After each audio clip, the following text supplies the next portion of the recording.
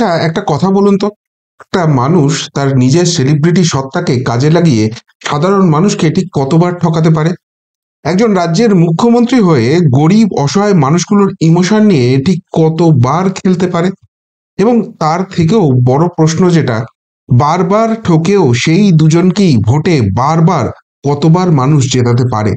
হুম, এটা জানা যেত না যদি বাংলার বুকে ঘাটাল নামক জায়গাটা না থাকতো, আর সেখানে রাজনৈতিক কুশীলব হিসেবে এই দুজন উপস্থিত থাকতেন। তাহলে গোটা বিশ্বই জানতে পারতো না যে এই ধরনের অদ্ভুত ঘটনাও বোধহয় ঘটতে পারে। ভালো করে ভেবে দেখুন, 2024-এর লোকসভা নির্বাচন, সেই লোকসভা নির্বাচনের আগে হই হই রই রই ব্যাপার হয়ে গেল কি না, তৃণমূল কংগ্রেসের সেলিব্রিটি প্রার্থী দেব ওরফে দীপক অধিকারী, তিনি নাকি এবার ভোটেই দাঁড়াতে চান না। তারপর তার সাথে একান্ত বৈঠক করলেন তৃণমূল কংগ্রেসের জেনারেল সেক্রেটারি অভিষেক ব্যানার্জি, এবং সেই মিটিং থেকে বেরিয়ে দেব ছুটলেন সোজা দিদিমণির কাছে, মমতা ব্যানার্জির বাড়িতে, আর তারপরেই বরফ করল দেব ভোটে দাঁড়াবেন এবং সেটা তৃণমূলের হয়েই। কিন্তু প্রশ্ন হচ্ছে, সেই যখন দাঁড়াবেনই, তাহলে এত নাটকের কি দরকার ছিল? হ্যাঁ, নাটক কথাটা আমি খুব সেন্সিটিভলি এখানে ইউজ করছি। নাটকটা বোঝা গেল যখন দেব প্রচারে গেলেন।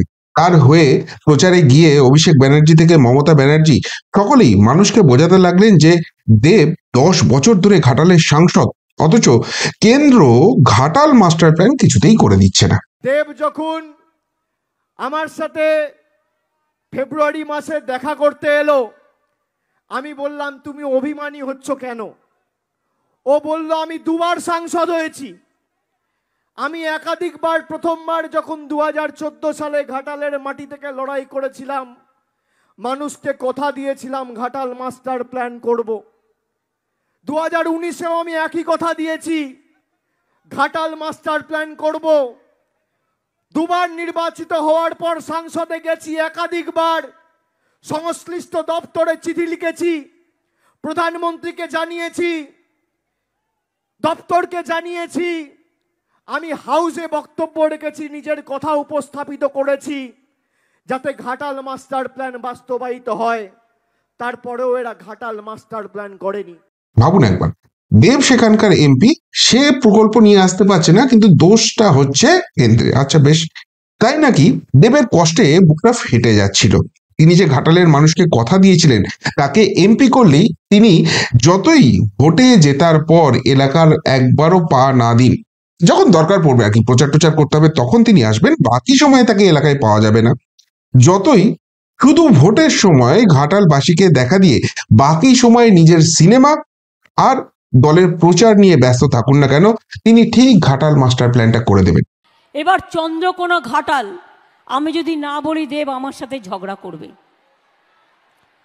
ঘাটাল মাস্টার প্ল্যানের কথা দেব আমাকে বলেছে, আমি ইতিমধ্যেই আলোচনা করে নিয়েছি আমার চিফ সেক্রেটারি এবং প্রভাত মিশ্র আমাদের ইরিগেশন সেক্রেটারির সাথে। আগেও কপালেশ্বর কেলেঘাই আমরা মিদনাপুরে করে দিয়েছি, ফলে মেদিনীপুরের অনেক মানুষ বন্যা কবলিতের হাত থেকে বেঁচেছেন। ঘাটাল মাস্টার প্ল্যান আমরা তৈরি করছি, 17 লক্ষ মানুষ উপকৃত হবেন। আমরা আমাদের টাকা দিয়ে পলাশপাই, দুর্বাচটি, নতুন কাঁসাই ও ক্ষীরবক্সী নদীতে পুনর্খনন, চন্দ্রেশ্বর খাল ইত্যাদি, এতে ঘাটাল সংলগ্ন পাঁশকুড়া অঞ্চলের মানুষের সুবিধে হবে। আর ঘাটাল মাস্টার প্ল্যান আরও যে 1250 কোটি টাকা লাগবে, আমি অলরেডি ইতিমধ্যেই বলেছি, এগুলো ফেস বাই ফেস করতে হয়, 3-4 বছর টাইম লাগে। কিন্তু দেব যখন আমার কাছে আবদার করেছে, দিদি ভাইকে তো ফেরাতে পারে না, তাই কেন্দ্রের ওপর আর আমরা মানে বসে না থেকে কবে দিল্লি দেবে, তারপরে হবে, কবে কোকিল ডাকবে, তবে বসন্তকাল আসবে, তা চিন্তা না করে আমি ইনস্ট্রাকশন দিচ্ছি, বিশেষ করে আমার প্রভাত মিশ্র এবং গোপালিকা আছে আমার চিফ সেক্রেটারি, তাদের কাছে পরিকল্পনা তৈরি করে এটা যাতে আমরা 3-4 বছরের মধ্যে আমরা করে ফেলতে পারি, তার জন্য। Dev, now you are the champion of the master Ghatal master plan.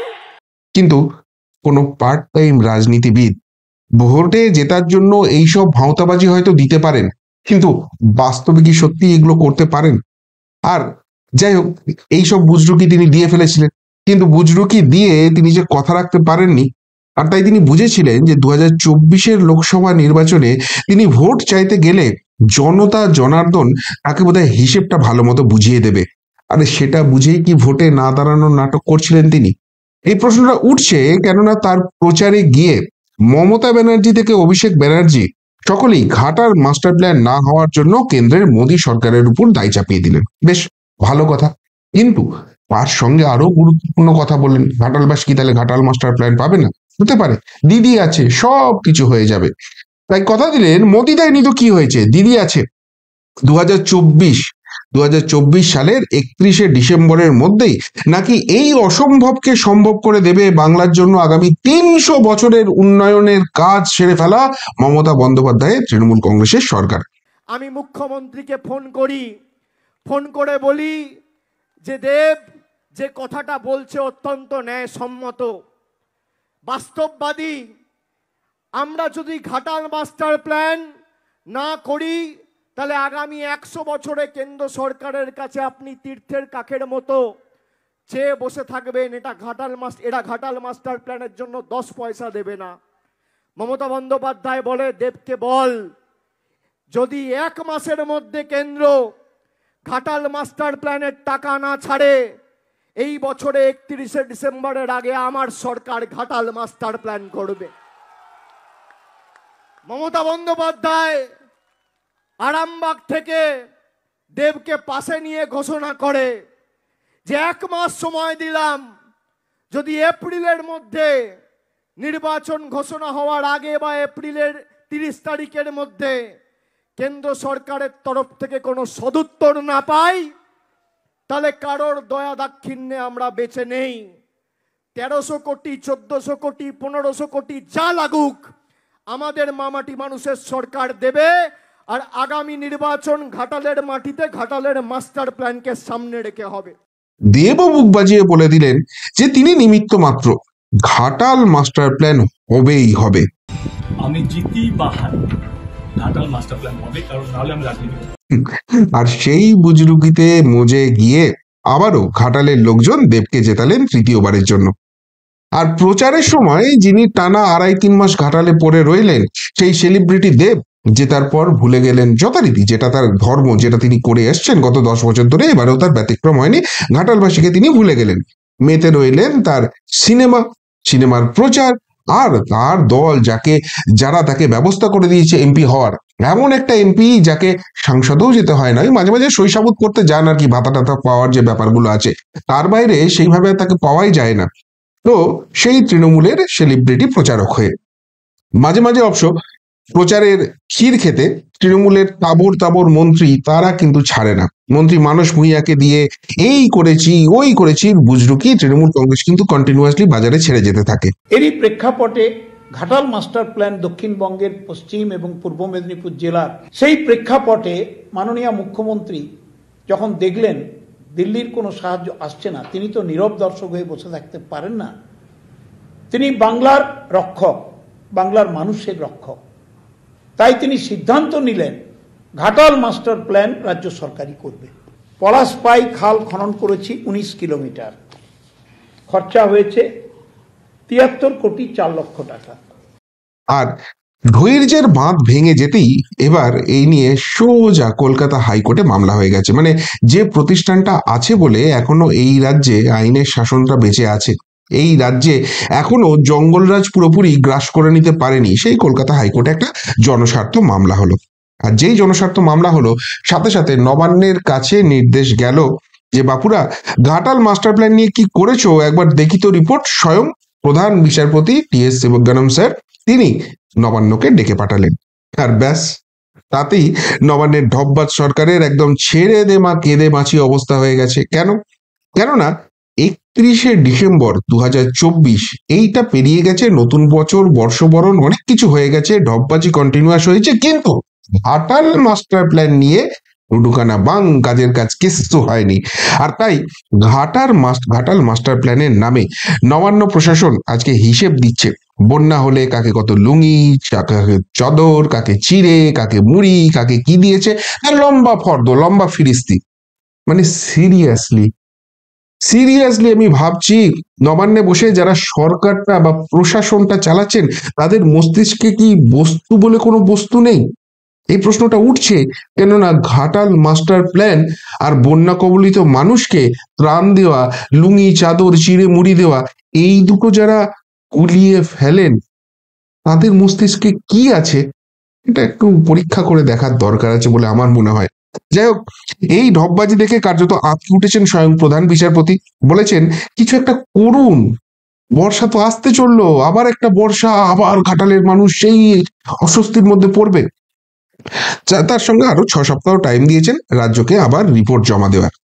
কিন্তু এখানে দুটো প্রশ্ন আছে। প্রশ্ন নাম্বার 1, মাঝে মাঝেই যে খোদ মমতা ব্যানার্জি বা তার সাঙ্গপাঙ্গরা চিৎকার করে বলেন এত কোটি কোটি টাকা খরচ করেছি ঘাটাল মাস্টার প্ল্যানের জন্য, তো এই এই কাপালেশ্বরী এসব যে নদী আছে সেখানে ড্রেনেজ করেছি, এই এত মানুষ সুবিধা পেয়েছে। মুখ্যমন্ত্রী খোদ বলেন, তার দলের মন্ত্রীরা বলেন, অন্যান্যরা বলেন ঘাটাল মাস্টার প্ল্যান ফাটিয়ে কাজ করছে।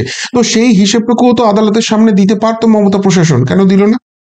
সেটাও যখন দিতে পারছে না, তাহলে প্রশ্ন উঠছে তাহলে পুরোটাই কি ঢপ, নাকি সেই হিসেবের মধ্যেও প্রবল দুর্নীতি আছে, যেটা আদালতের সামনে যদি বাই চান্স জমা পড়ে তাহলে সেখানে একটা নতুন করে প্যান্ডোরা বক্স খুলে যাবে। আর এইসব থেকেই ঘাটালের মানুষ এখন ঘাটাল মাস্টার প্ল্যানের নাম বদলে দিয়েছে আর বলছে এটা এখন ঘোটালা মাস্টার প্ল্যান হয়ে গেছে। আর 2 নম্বর যে প্রশ্নটা হচ্ছে সেখানে একটা গুরুত্বপূর্ণ জায়গা উঠে আসছে। আদালত দেখছে যে কিভাবে রাজনীতি করছে একটা রাজনৈতিক দল, একজন সেলিব্রিটি নিজের সেলিব্রিটি সত্তাকে দেখিয়ে সাধারণ মানুষকে কিভাবে ভুল বোঝাচ্ছে দিনের পর দিন, কিন্তু কাজের কাজ কিছু করছে না। আর এইটা দেখার পরও এদেরকে এত সময় দেওয়ার দরকার আছে? ওই রুল টুল জারি করার কি সব ব্যাপার আছে না? আদালতের কি সেরকম কোনো কড়া পদক্ষেপ নেওয়া উচিত না? এরা তো এমনি কিছু করবে না, শুধু মানুষকে ভোটের সময় প্রচার করে বিভ্রান্তিকর কিছু কথা টথা বলে ভোটটা জিতে নেওয়া, এইটুকুনি এদের কাজ। মানুষ বন্যায় ভেসে গেল, কি হলো না হলো এসে যায় কি এদের? এসে গেলে এই ধরনের ঢপবাজি কি করতে পারতো? বুক বাজিয়ে বলেছিলেন তো অভিষেক বন্দ্যোপাধ্যায়, মমতা বন্দ্যোপাধ্যায়, দেবরা, যে 31শে ডিসেম্বর 2024 ঘাটাল মাস্টার প্ল্যানের কাজ শুরু হয়ে যাবে। প্রথমে শুরুটা অবশ্য এমন করেছিলেন যে শেষই করে ফেলবেন, তারপর বললেন না 4-5 বছর সময় লাগবে, কিন্তু কাজটা তো শুরু হবে, কিন্তু কোথায় কি? তবে এখানে আর একটা মোস্ট রেলিভেন্ট কোশ্চেন আছে এই দুটো প্রশ্নের বাইরে, কি বলুন তো? প্রশ্নটা হচ্ছে যে সত্যি তো কেন্দ্র কি করছে? তারা কি সত্যিই ঘাটালবাসী তথা বঙ্গবাসীর সঙ্গে বিমাতৃসুলভ আচরণ করছে? অর্ধ শতাব্দী ধরে চলতে থাকা এই প্রবলেম, এই সমস্যার কেন সমাধান হচ্ছে না? কেন দিচ্ছে না টাকাটা? আর এর উত্তরটা দিয়েছেন রাজ্যের বিরোধী দলনেতা মাননীয় শুভেন্দু অধিকারী। 50% কেন্দ্র দেয়, 50% রাজ্য দেয়। মমতা বন্দ্যোপাধ্যায় একটা মিথ্যাবাদী। জমি অধিগ্রহণ এতদিন করেনি বলে ঘাটাল মাস্টার প্ল্যান কার্যকর হয়নি। 10 বছর এই মিথ্যুক সাংসদকে লোক দেখেছেন। আজকে এই